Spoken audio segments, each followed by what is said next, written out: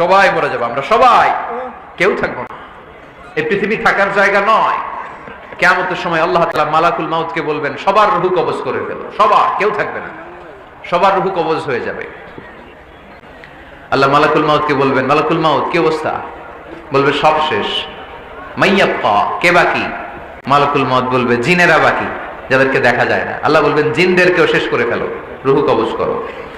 মালাকুল মাউত আজরাইল জিনদের রূহ কবজ করবে। আল্লাহ এবার জিজ্ঞেস করবে, ইয়া মালাকাল মাউত আখবিরনি মাইয়াবকা, এবার বলো আর কে বাকি? মালাকুল মাউত বলবে, আল্লাহ মানুষগুলো সব শেষ, জিনগুলাও শেষ, এবার বাকি ইবলিস শয়তান। কে বাকি? ইবলিসরেও শেষ করো, ইবলিসও শেষ। আল্লাহ আবার জিজ্ঞেস করবেন, ইয়া মালাকাল মাউতি মাইয়াবকা, আর কে বেঁচে আছে বলো? মালাকুল মাউত বলবে, আল্লাহ আপনার কথা অনুযায়ী পৃথিবীর সব মানুষের রূহ কবজ করলাম, সব জিনদের রূহ কবজ করলাম, ইবলিসের রূহ কবজ করলাম, এখন আছে শুধু ফেরেশতারা। আছে কারা? যাও ফেরেশতাদের রূহ কবজ করো, ফেরেশতাদের রূহ কবজ হয়ে যাবে। এবার আল্লাহ জিজ্ঞেস করবেন, ইয়া মালাকাল মাউত আখবিরনি মাইয়াবকা। মালাকুল মাউত বলবে, আল্লাহ আপনার কথা মতো ধরে ধরে সব শেষ, ফেরেশতাও শেষ, 4 জন ছাড়া।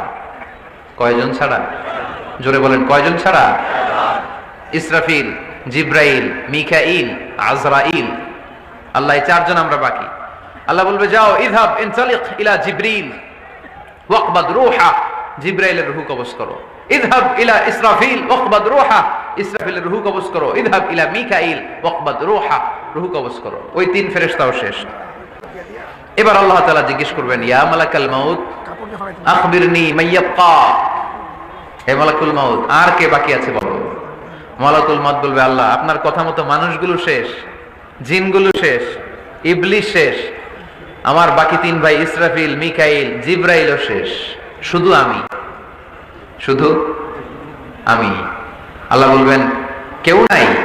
মালাকুল মাউত বলবে, না আল্লাহ কেউ নাই। এবার আল্লাহ তাআলা বলবেন, মালাকুল মাউত তুমি তো সবাই রে মারছো, এবার তুমি মরো, এবার তুমি মরো, তুমি মরো। শোনার সাথে সাথে মালাকুল মাউতের কাঁপুনি ছুটে যাবে, খিঁচুনি এসে যাবে ভয়ে। আল্লাহ বলবেন, কাঁপুনি দিয়ে তো লাভ নাই, কারণ কুল্লু নাফসিন যায়িকাতুল মাউত। রব্বুল আলামিন বলবেন, মালাকুল মাউত কেঁদো না, এটাই দুনিয়ার বিধান, আমি আল্লাহর দেয়া বিধান, এটাই, জন্মালেই মরতে হয়। যাও, জান্নাত জাহান্নামের মাঝখানে একটা জায়গা আছে, জায়গাটার নাম হলো আরাফ। এই আরাফের মধ্যখানে যে দাঁড়াও, ওখানে যে মালাকুল মাউত কাঁপতে থাকবে। মালাকুল মাউত বলবে, আল্লাহ সৃষ্টির শুরুতে যদি জানতাম, সৃষ্টির শুরুতে যদি জানতাম সবাইকে মৃত্যুদান করার পরে, রূহ কবজ করার পরে আমাকেও মরতে হবে, তাহলে এই কঠিন দায়িত্বের ব্যাপারে আপনার কাছে ক্ষমা চাইতাম। আজকে আমারও যে ভাগ্য বরণ করে নিতে হবে সৃষ্টির শুরুতে, আমি এটা কল্পনাই করতে পারি নাই। আল্লাহ বলবেন, নো টক, মুত, ইয়া মালাকাল মাউত, মর, মরে যা, মত, মরে যাও। বলার সাথে সাথে মালাকুল মাউত এক বিকট চিৎকার হাঁকিয়ে মরে যাবে। মালাকুল মাউতের চিৎকারটা সেদিন এত ভয়ঙ্কর হবে, বিষ্ণু ঈসা ইসলাম বলেন, ওই চিৎকারের আওয়াজ যদি পৃথিবীর মানুষেরা কান দিয়ে শুনতে পেত, তাহলে কিয়ামত সংগঠিত হওয়ার জন্য আলাদা করে ইসরাফিলের সিঙ্গার প্রয়োজন হতো না। ওই চিৎকারের আওয়াজে প্রতিটা মানুষ কানের পর্দা ফেটে ওই জায়গায় লাশ হয়ে পড়ে যেত। এবার ডানে বায়ে সামনে পেছনে উপরে নিচে কেউ নাই, একজন ছাড়া, জোরে বলতে হবে তিনি কে?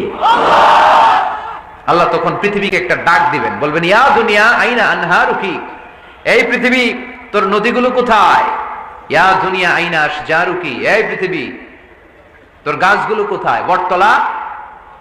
ইয়া দুনিয়া আইনাল জিবাল, তোর বড় বড় মাউন্ট এভারেস্ট পাহাড়, আলাস্কা পর্বতমালা, আলপস পর্বতমালা, এগুলো কোথায়? তুর পাহাড় আজকে কোথায়? ইয়া দুনিয়া আইনাল মুলুক, রাজা বাদশারা কোথায়, যারা ক্ষমতার দাপটে পা জমিনে ফেলতে চাইতো না? আইনাল জাবাবেরা, অত্যাচারী স্বৈর শাসকগুলো আজকে কোথায়? কোথায় আজকে?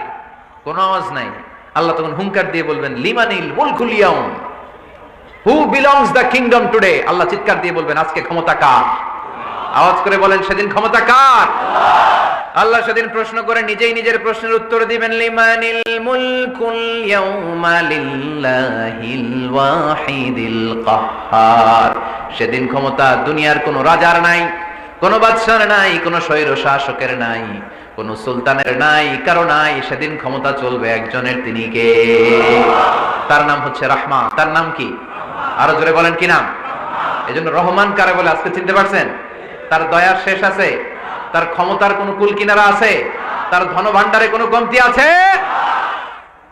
এজন্য লা বিশাইইন মিন নিআমিকা রাব্বানা নুকাযযিবু ফালাকাল হামদ, we don't deny any of your mercy and blessings, all praises to you।